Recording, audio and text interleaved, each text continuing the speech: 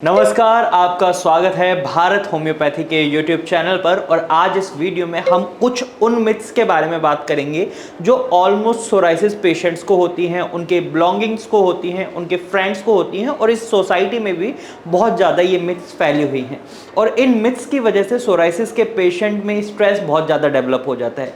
कुछ मिथ्स को वो सच मान लेते हैं, कुछ मिथ्स को सोसाइटी सच मान लेती है और रिजल्ट क्या होता है, सोराइसिस पेशेंट बहुत ज़्यादा स्ट्रेस लेते हैं और स्ट्रेस की वजह से उनका सोराइसिस और ज़्यादा बढ़ जाता है। तो यहाँ पर आपको ये समझना होगा कि मिथ्स कौन सी हैं और कौन से फैक्ट्स हैं। तो चलिए वीडियो की शुरुआत करते हैं और जानते हैं कुछ कॉमन मिथ्स के बारे में। सबसे पहले कॉमन मिथ होती है कि सोराइसिस छूने से फैलने वाली बीमारी है, यानी psoriasis is a contagious disease. लेकिन ऐसा नहीं होता।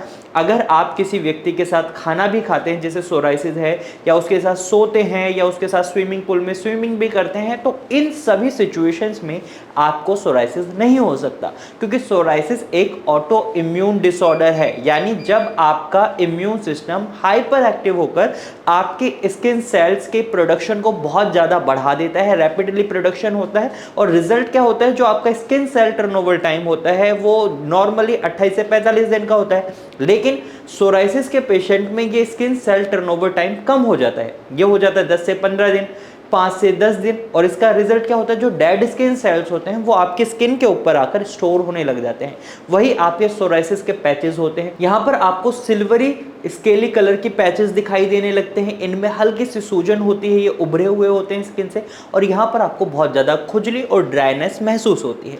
ये होता है सोराइसिस। यानी अगर आप किसी सोराइसिस के पेशेंट के साथ खाना खाते हैं या उसके साथ बैठते हैं, बातें करते हैं, तो इससे सोराइसिस नहीं होता।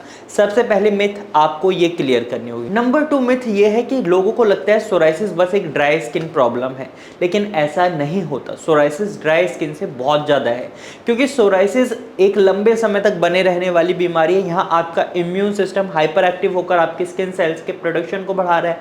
लेकिन ड्राई स्किन में क्या होता है, आपकी स्किन ड्राई हो जाती है डिहाइड्रेशन की वजह से या कुछ और एक्टिविटीज की वजह से। वहां पर आपके इम्यून सिस्टम का कोई रोल नहीं होता। तो आपको ये समझना होगा, ड्राई स्किन और सोराइसिस में बहुत अंतर होता है।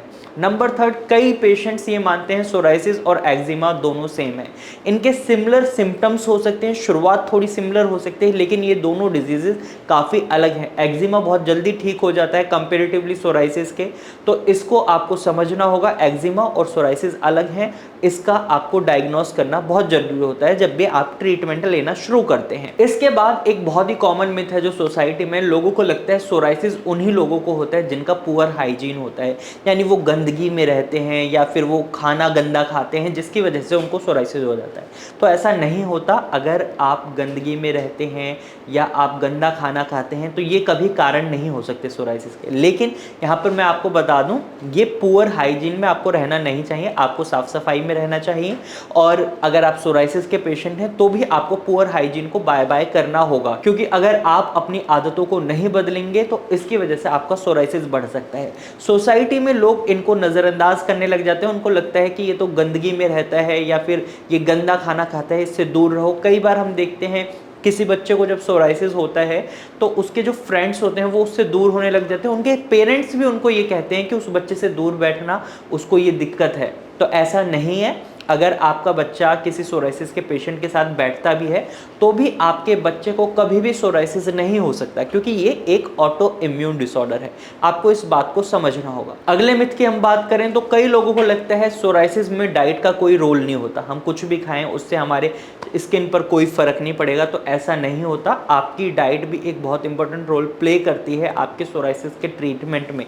जैसे कि अगर आप बहुत ज़्यादा सॉल्ट खा रहे हैं तो इसकी वजह से आपका सोराइसिस एग्रीवेट होगा, स्वेटिंग ज़्यादा होगी, और जब स्वेटिंग ज़्यादा होगी तो सोराइसिस और फैलेगा। और डाइट से रिलेटेड मैंने बहुत वीडियोस बनाई हैं, आप हमारे चैनल पर जाएं, उन वीडियोस को देखें, वरना आप डिस्क्रिप्शन एरिया में भी जाकर डाइट से रिलेटेड और वीडियोस का लिंक भी देख सकते हैं।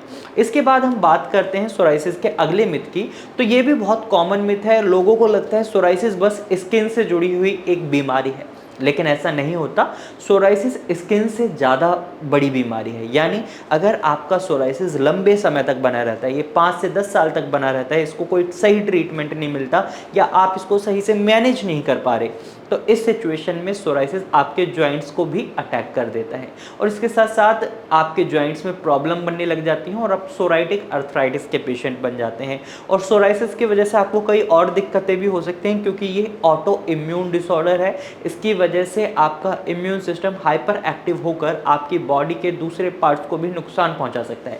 तो यहाँ पर इसको मैनेज करना, इसका ट्रीटमेंट लेना बहुत ज़्यादा ज़रूरी हो जाता है। अगले मिथ की बात करते हैं तो अगला मिथ ये है, लोगों को लगता है सोराइसिस का कोई ट्रीटमेंट ही नहीं है, सोराइसिस को कभी मेंटेन नहीं करा जा सकता, कभी इसको मैनेज नहीं करा जा सकता। तो ऐसा गलत है, क्योंकि आप देखेंगे हमारे टेस्टिमोनियल भी देख सकते हैं आप, और हमारे जो पेशेंट हैं भारत होम्योपैथी में जो आ रहे हैं वो काफ़ी रिकवर भी हो रहे हैं। यहाँ पर आपकी रिकवरी में सबसे इंपॉर्टेंट रोल प्ले करता है आपकी मेडिसिन, साथ में आप उनको टाइम पर ले रहे हैं या नहीं ले रहे, उसके साथ साथ आपकी डाइट और आपका लाइफस्टाइल। अगर आप इन सभी चीज़ों पर काम कर लेते हैं तो आप डेफिनेटली ठीक होंगे, आपका सोराइसिस अच्छे से मैनेज होगा और इस तरीके से आप सोराइसिस फ्री भी हो सकते हैं। तो आज की इस वीडियो में मैंने आपके कुछ मिथ्स दूर करे हैं। अगर आपके बिलोंगिंग्स में भी ये मिथ्स हैं या आप इन मिथ्स को सच मान चुके थे, तो इस वीडियो को अपने बिलोंगिंग्स के साथ शेयर करें और इन मिथ्स को दूर करें। आज की वीडियो में सिर्फ इतना ही। अगर आप सोराइसिस के पेशेंट हैं और आप सोराइसिस से संबंधित कोई और जानकारी लेना चाहते हैं तो आप नीचे दिए गए नंबर पर कॉल कर हमारे भारत होम्योपैथी की डॉक्टर की टीम से कंसल्टेशन ले सकते हैं। साथ ही सोराइसिस का ट्रीटमेंट भी अवेलेबल है। भारत होम्योपैथी में कस्टमाइज्ड मेडिसिन के साथ सोराइसिस का ट्रीटमेंट किया जाता है, यानी आपके रूट कॉज पर काम करा जाता है, उसके साथ साथ आपकी स्किन में जो इम्यून सिस्टम का इफेक्ट पड़ रहा है उस पर काम करा जाता है और आपकी स्किन सेल टर्नओवर टाइम को बढ़ाया जाता है, जो कि कम हो चुका है। तो इस तरीके से काफ़ी पेशेंट ठीक होते हैं। तो आज की वीडियो में सिर्फ इतना ही। अगर आपको ये वीडियो अच्छी लगी तो इसे लाइक करें, और अगर आप सोराइसिस से संबंधित और ज़्यादा जानकारी लेना चाहते हैं, डाइट से रिलेटेड हो या योगा से रिलेटेड हो या किसी भी टॉपिक पर आप जानकारी लेना चाहते हैं, तो आप हमारे चैनल को सब्सक्राइब करें और कमेंट में आप अपना विषय भी हमारे साथ शेयर कर सकते हैं जिस विषय पर आपको जानकारी लेनी है। Thank you for watching.